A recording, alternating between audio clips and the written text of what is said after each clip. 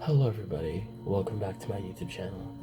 It is Presence, and today I want to start off by apologizing for being absent for over a month.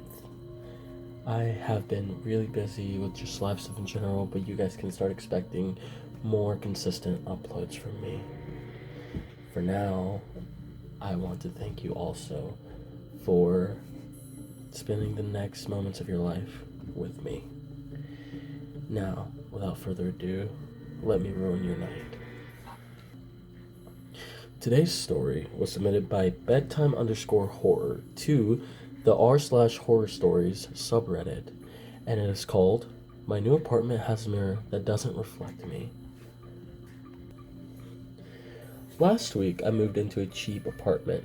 It's small, but it's cozy and clean.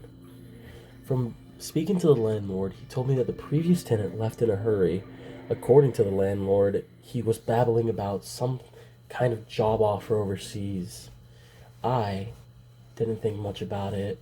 I was just happy to have a place to myself, a place that I could call home.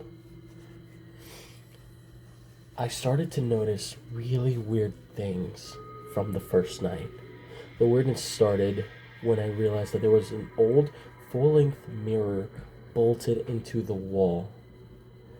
For context, it was on the left side of my bedroom, and what held it together was a small, ornate frame that was slightly tarnished. It looked very old and antique. I, of course, thought maybe it's worth something.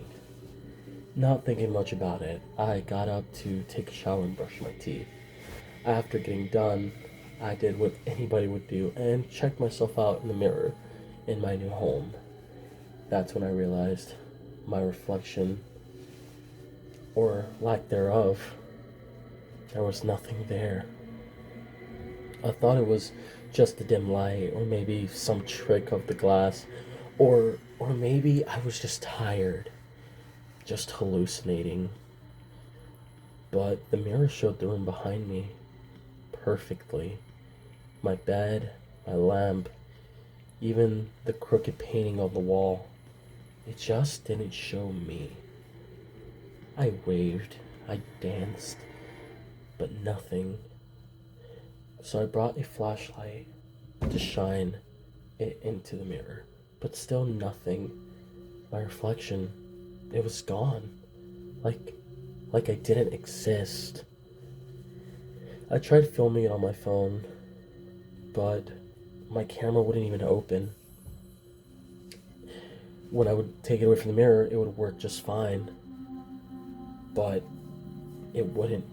And when I finally got it to work, I could see myself in the mirror through my phone camera, but in person, it's like the mirror refused to acknowledge my presence. That was creepy enough, but the horror was just to come. The next night, it got worse. I woke up to a sound like nails tapping glass. The mirror was fogged up from the inside, like someone had breathed on it. Like when you are riding in a car and you breathe on it to put a little smiley face. I remember doing that as a child.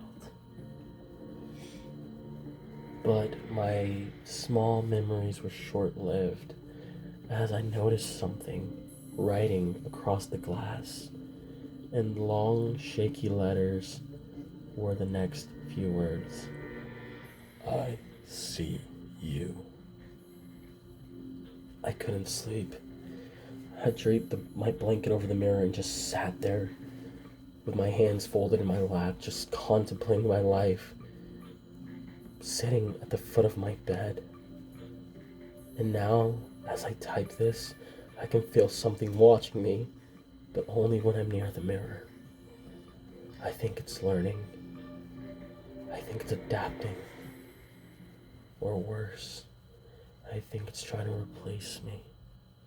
But I don't have the funds to move. I don't have the funds to go anywhere else. So if anybody could please help me. Please, I really, really need it. Well, that was a pretty interesting story. Let me know in the comments what you would do. Would you leave? Would you hide? Would you run? Or would you shatter the mirror in its reality? Let me know. The next story was submitted by Dory Marcosta to the r/horror stories subreddit, and it is called The House. I had promised myself I'd never go back there since that night. The house had remained shut, forgotten, and at the end of the road. But time passed, and its silence turned into dust. But cracks in the wall. Cracks in my mind, maybe. The real estate agent told me someone was interested in buying it, so I went back just to fix things up and get the house ready for sale. Simple, quick. But the moment I touched the rusty doorknob, I knew it would be anything but that. The door gave way easily, like it had been waiting for me. The air was still, but not dusty. Heavy, but with a slight sense of agony. The paintings on the wall looked darker than I remembered.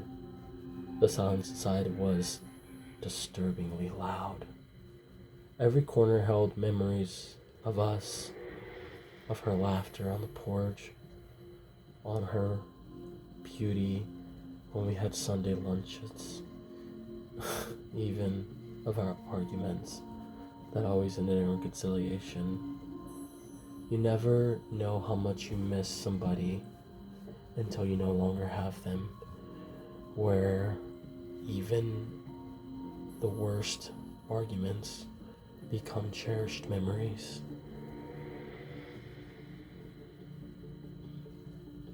I left, and she stayed crying, and I never, ever saw her again. At least not alive. The living room was just the same.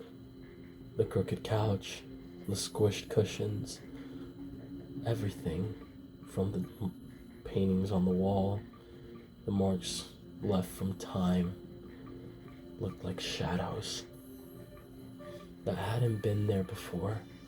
I slowly climbed the stairs to the second floor where our bedroom was. My hands were trembling for no clear reason, guilt weighing heavily on my chest. In the hallway, the air grew colder, as if I was stepping into another time, into a tundra, maybe another dimension of the house. I passed one of the bedrooms, and something made me stop. Out of the corner of my eye, I saw a figure cross the open doorway. It was her. Her face. Quick, faint, but unmistakable. My heart nearly stopped. It couldn't be. I was alone. But I saw it. I saw it. The apparition wasn't my imagination. It was a warning. I stepped into the room, and there was nothing. No sign of disturbed dust. No foreign presence but my own. No life. But her familiar scent lingered in the air. Not perfume. Just presence. Like when someone hasn't truly left. As if she were watching me from a place I couldn't reach.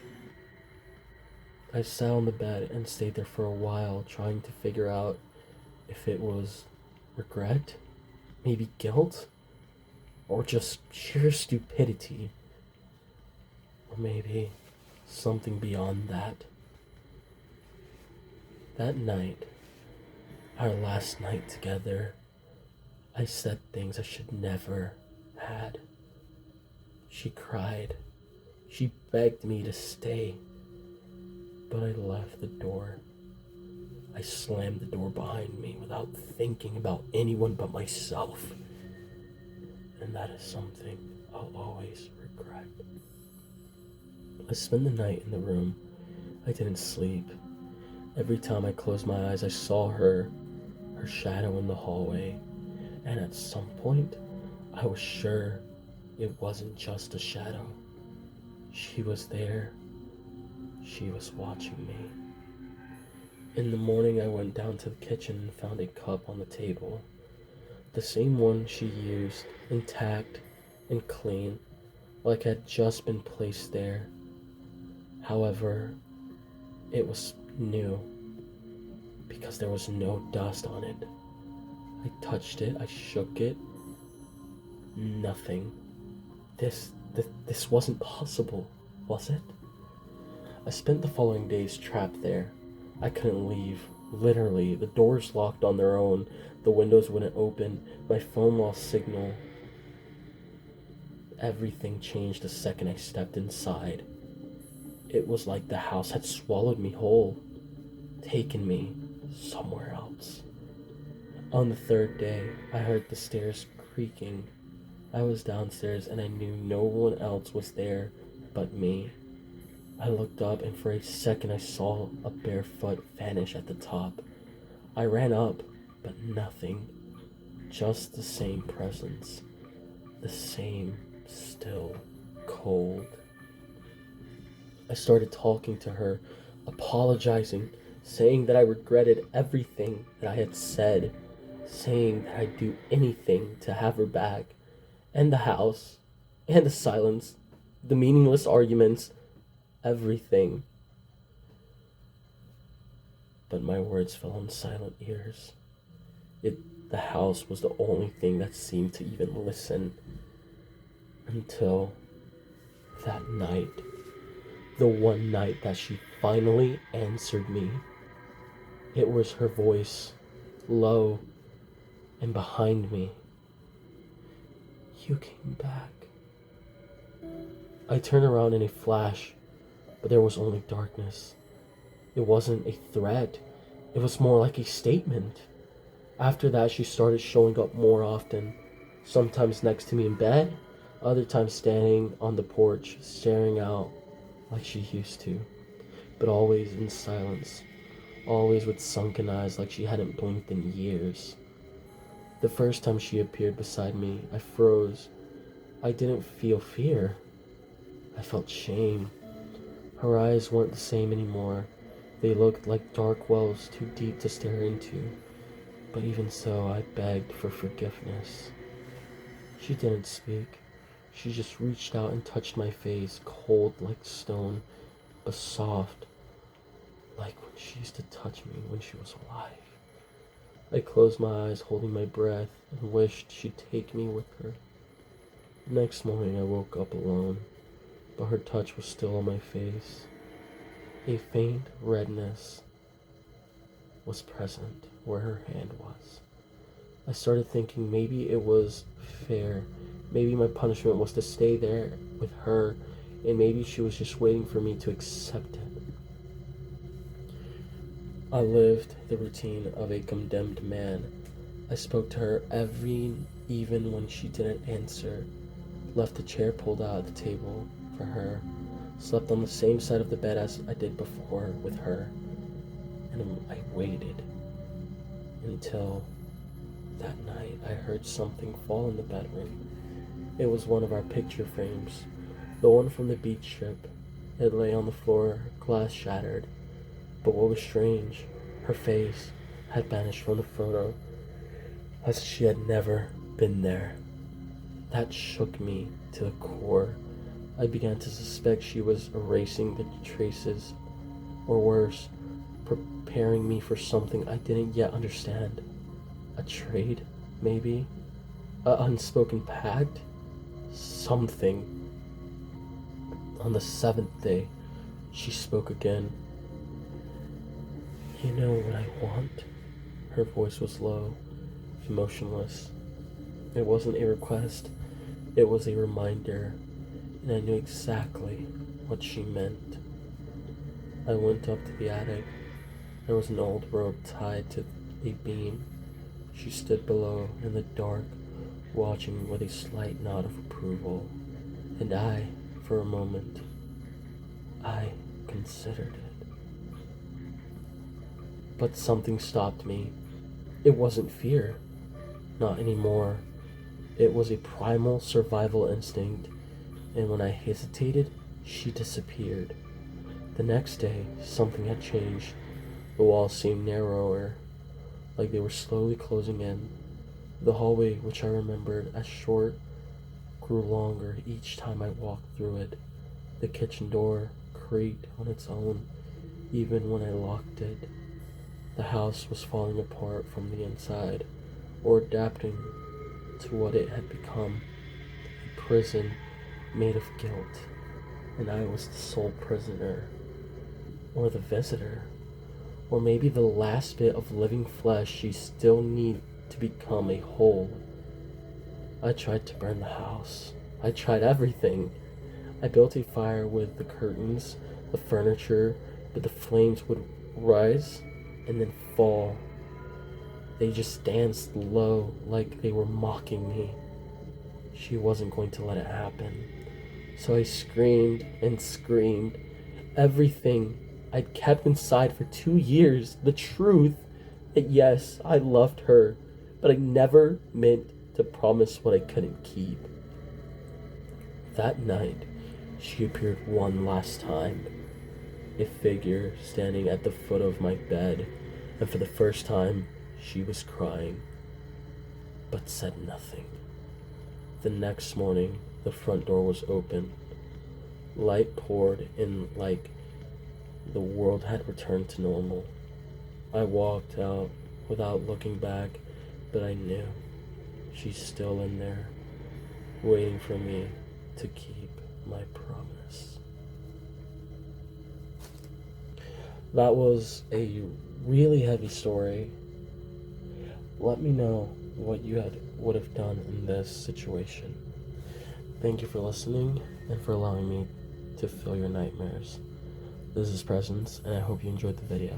See you guys in the next one.